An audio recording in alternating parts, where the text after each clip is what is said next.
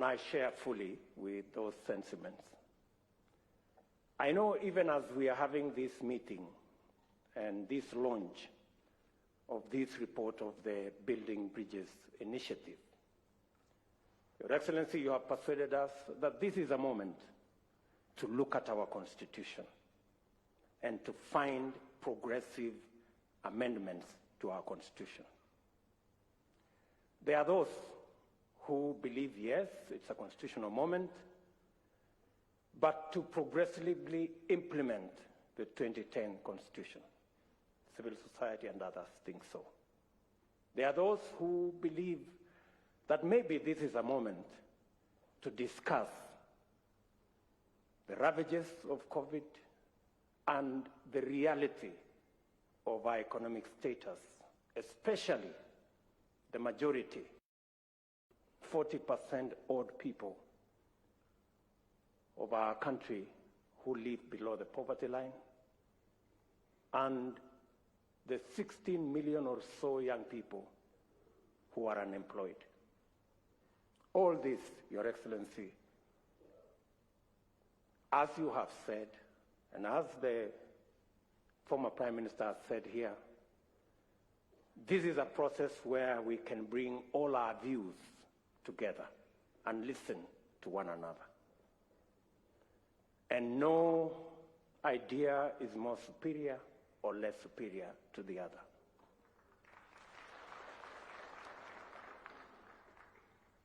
Let me say we have a civic duty, all of us as Kenyans, to engage in this process.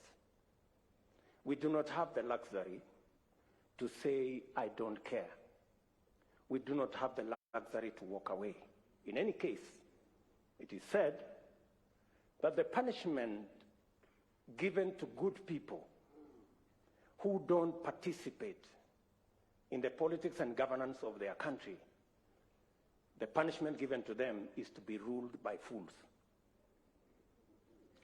I don't think any one of us here wants to be ruled by fools. That's why we must participate in this process. And it's our civic duty to do so. The BBI process has given us a raft of proposals for us to see, to interrogate, to improve.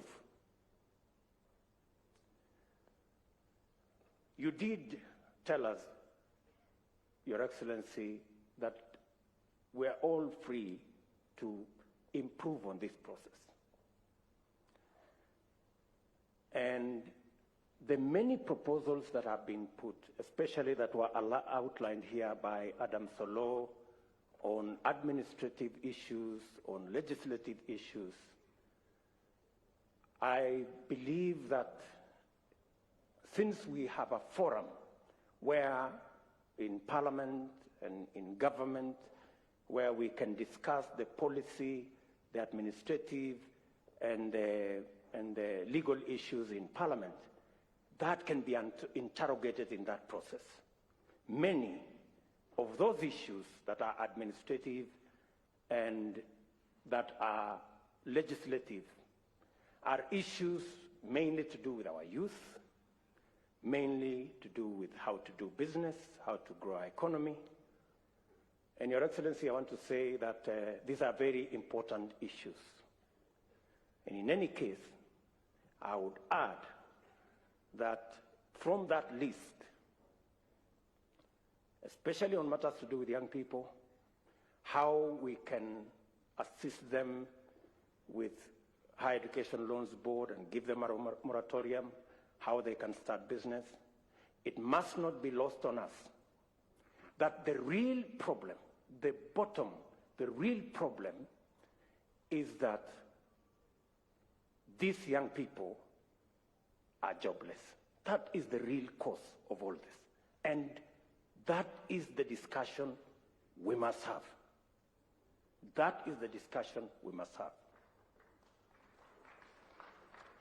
Having said that, Your Excellency, there are, in my opinion, gaps. The single most important sector that drives our economy, contributing 25% directly to our GDP, and through manufacturing another 24%, and which employs almost 65% of all people in Kenya, is the agricultural sector. I dare say, Your Excellency, that this is an area that, again, we must find a mechanism of having a conversation, especially the farming community, and matters to do with productivity, matters to do with proposals that were made on guaranteed minimum returns for our farmers, our wheat farmers, our sugarcane farmers, our coffee farmers, our tea farmers, our dairy sector, the pastoralist corner. Your Excellency, it is my humble submission that that is an area that we can improve this document on.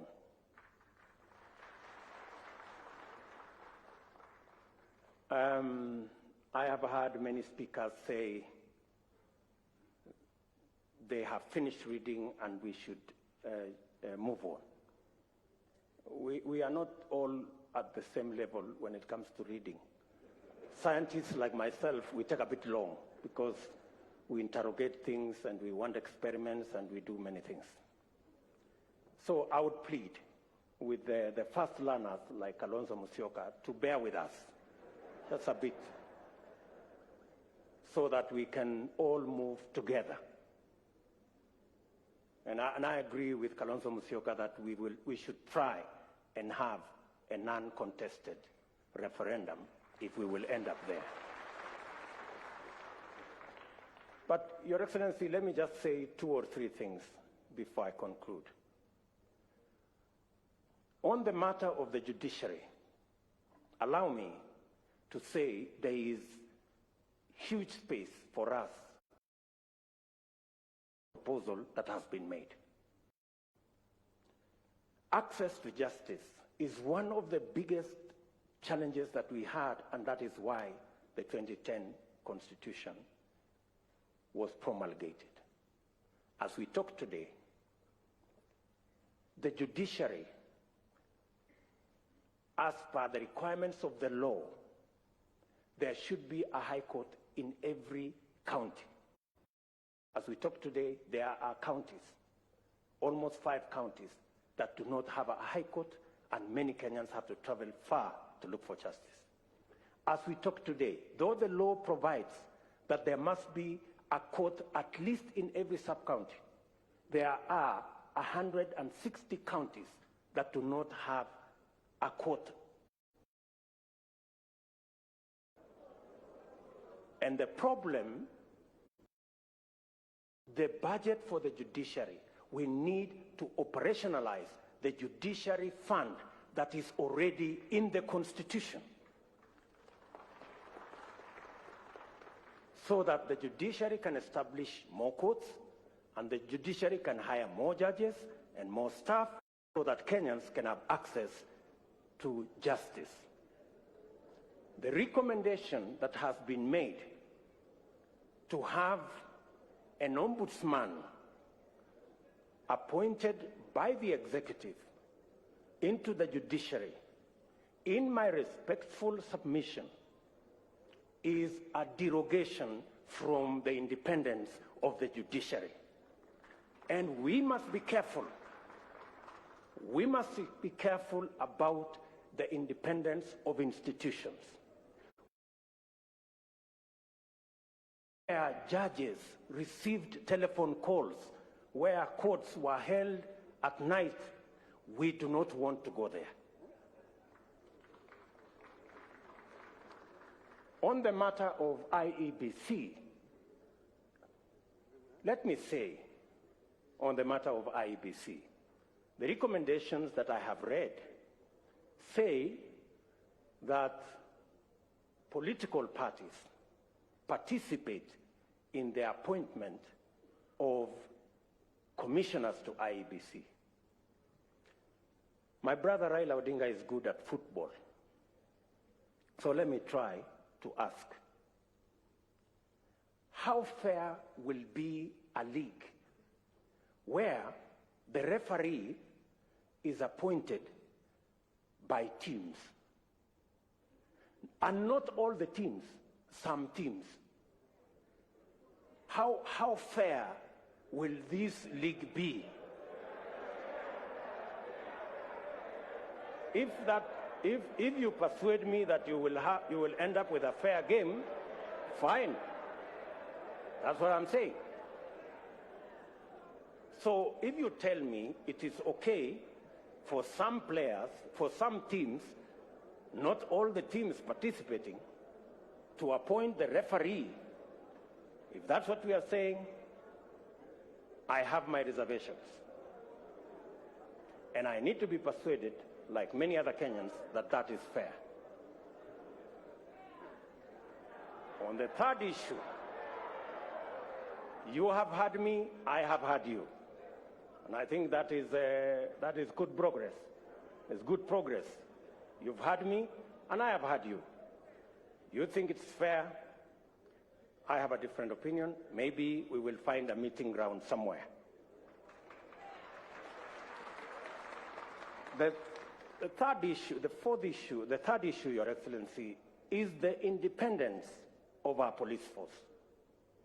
The 2010 Constitution was very clear that the police must act independently of any politicians, whether they are in government or in the opposition. To recommend that we will have a police council chaired by a CS is actually a derogation from the independence of the police. And I want to ask you, we must be careful on where we are going.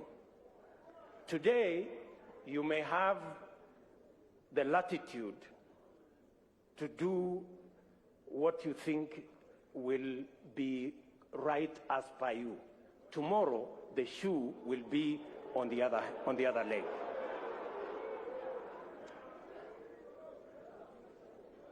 On matters to do with devolution, I agree that the increase to 35% is progressive,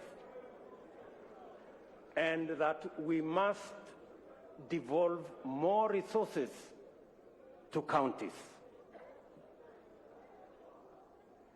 But accompanying the increase of resources to 35%, we must also ensure that the Senate has the necessary constitutional power to ensure that those resources are available and they are used properly. To recommend that the Senate cannot continue to have the constitutional mandate to discuss the division of revenue is actually a downgrade of the Senate. In my respectful submission, with additional resources and with some members of parliament now being members of the executive because of the appointment of some members of parliament as members of the executive. In fact, the recommendation should not be a downgrade of the Senate, it should be an upgrade of the Senate to the upper house. And in any case, so that I conclude, in any case, we are now saying women and the participation of women in our governance doesn't make us weaker, it makes us stronger. It doesn't make us lesser, it makes us greater. If we are saying in the proposal that women now go to the Senate, and you are saying that when women go to the Senate, they are going to a Senate which has been downgraded, which has no responsibility on matters of resource allocation. Are you enhancing the participation of women, or are you downgrading the participation of women? I mean, we are having a frank and honest conversation, good people. And it's good for us to listen to one another. So if we are saying women who today are sitting in the National Assembly, where resources are being discussed, if we take them from the forum where resources are being discussed and take them to a downgraded Senate, women nominal, the participation of women should be substantive, in my respectful submission. And finally, Your Excellency, I know my brother Bishop Oginde has said there are hustlers here and they should stop the hustling, and they are the reggae people and they should stop the reggae. I don't know about the reggae, maybe I can talk about the hustlers. But let me say the following. The real elephant in this whole conversation is what was identified as the winner-take-all and the inclusivity question. Now, Professor Adam Solo, I have confessed I'm a scientist and I'm a bit slow. I want you to explain to me in this proposal. You have said that in this proposal, we will have the president with his running mate, deputy president. They will win, or we have candidates, they will win an election, and then the president will appoint deputies from the winning coalition, and then we will have the runner-up being the leader of opposition. Now, no problem, it doesn't matter who it is. I have no problem.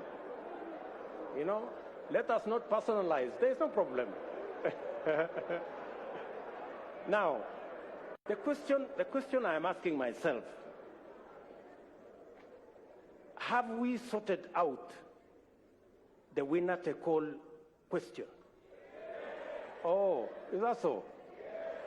So, the president from his side, like for example here, President Uhuru Kenyatta, I am here, Kimunya is the prime minister, because he's the leader of majority. We have Jimmy Angwenyi, who is our deputy, as a deputy prime minister, and maybe Maoka Maore as one of the deputies. So, what happens to the whole NASA brigade, together with Musalia and all these other people? I mean, and I am not saying anything. I'm just saying, I want to be persuaded, and forgive me if I am slow. Forgive me. There are so many Kenyans who are in my category. Are we together? Finally, on this inclusivity question, it is my humble submission that as we discuss inclusivity around us, the leaders, we must have a candid, open discussion on inclusivity about the millions of Kenyans locked out by poverty and unemployment. We must discuss how they are going to be part of the Kenyan society. That discussion we must have. And I want to thank the young man, very good, and the bright, intelligent young man from Kitale, because he said that we should not bring 16th century and I am sure he was referring to the wheelbarrow. And possibly he was referring to me and this wheelbarrow. Sindio? Good. Now, the question I want to ask us, how come in the 21st century a 16th century tool called the wheelbarrow, millions of citizens in the 21st century are still dependent on the wheelbarrow and mokokoteni. That is the discussion we need to have. Yes. That is the discussion we need to have. And that discussion is a discussion that involves millions of Kenyans. Millions of Kenyans. Let me then say, as I conclude, that the Honorable Kalonzo Musyoka, I am finishing. You know, I speak for millions of hustlers, so just give me a minute. Thank you. Thank you very much. Thank you very much. Thank you very much. So, Bishop Oginde said that the hustlers must stop the hustling. I have heard leaders here say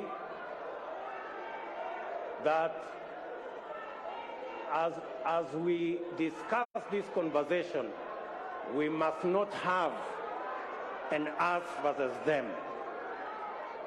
I have also heard leaders here say we must never have a conversation and a contest about the poor and the rich.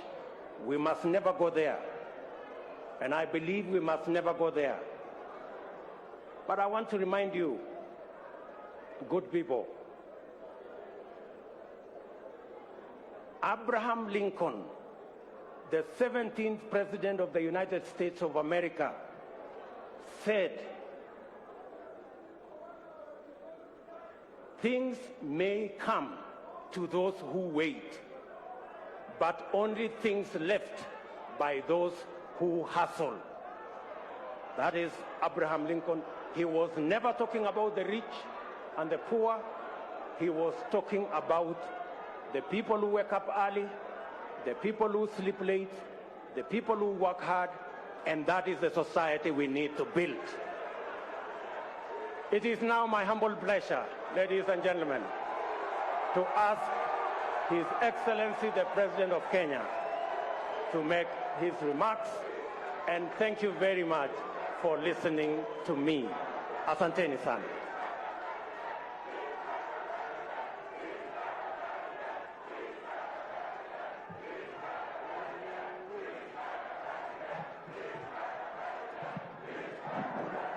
Asante. Thank you very much. Thank you very much.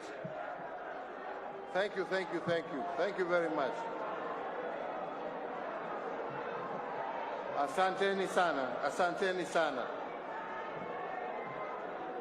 Asante sana. Fellow leaders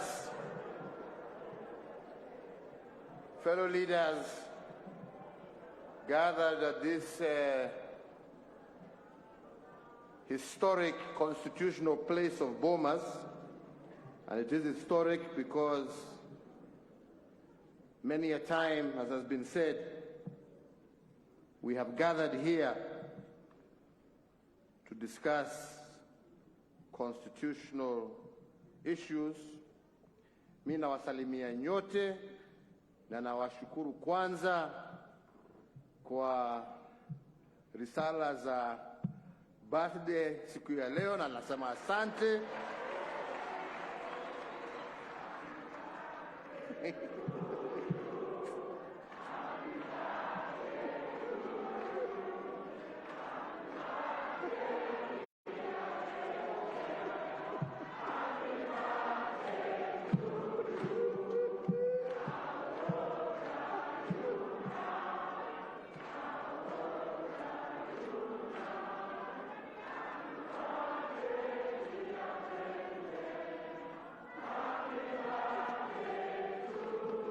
Asanteni sana. Thank you very much. Thank you very much. So before I begin, I would like to take this opportunity, as much as indeed they have been recognized, to recognize the Committee of Elders who, for the last 2 years, as we were told, have taken their time and indeed in many instances their resources to travel around this country together with their secretariat and their technical teams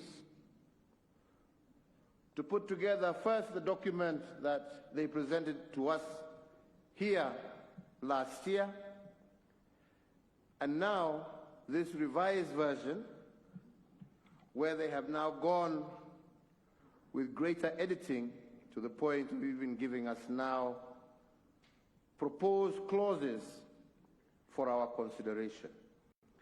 And I would like to recognize Senator Yusuf Haji, who was the chair, who is unfortunately not well today.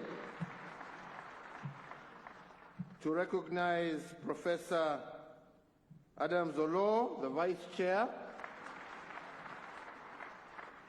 To recognize Senator Amos Wako. To recognize Dr. Florence Omusa. To recognize also Mr. James Matundura. To recognize Bishop Lawi Imavio. To recognize also Professor Morpe Ole Ronke, yes. To recognize Rose Museo. To recognize Mrs. Agnes Karindu Mudama. To recognize also Professor Said Mwaguni. To recognize Major John Sei.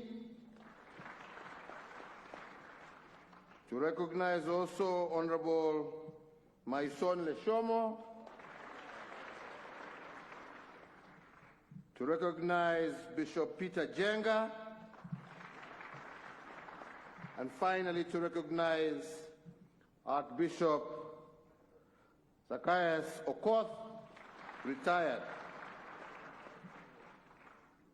plus your entire secretariat. I thought it important for Kenyans to know the men and women who have guided us through this process to where we are today.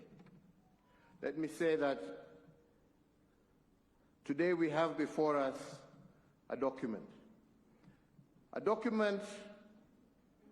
that has been worked on and again, I repeat, for a period now of 2 years. And a document whose objective is really nothing more than to find what ails our country and hopefully give us a solution that will heal our country.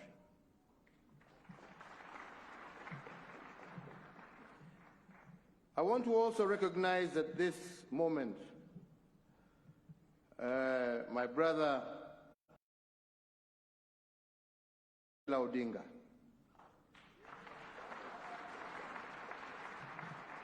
And I have a reason to, because as many of you know, we were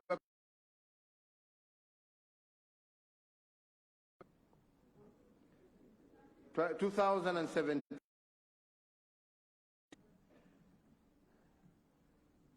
And as such,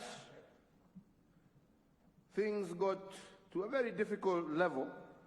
Indeed, as Bishop Oginde here has said, and as many others will bear witness, but when we sat down to speak, something that was very difficult for him, but also for me and my team. Very difficult.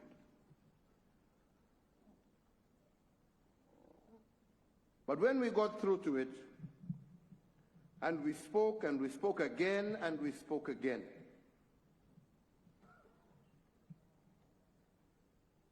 we agreed that we're not here to share positions, and we should put our various positions aside. And we agreed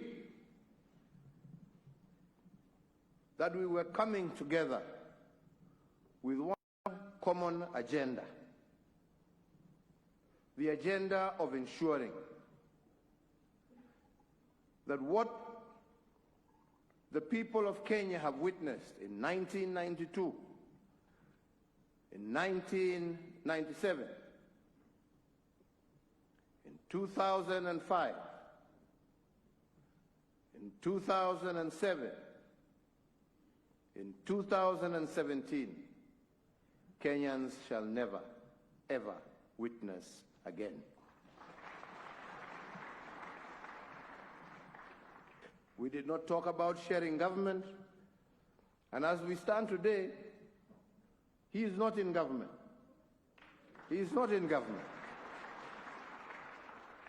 He never made any demands for government.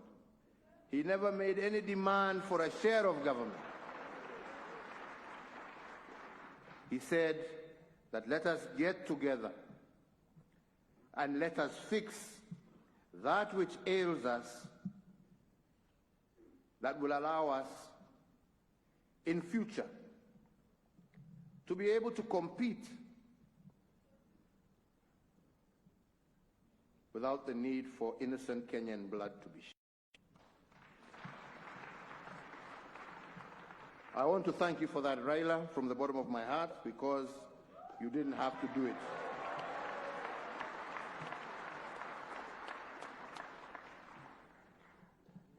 I also want to thank the Deputy President.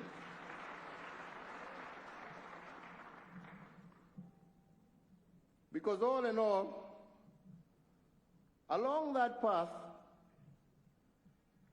I kept him abreast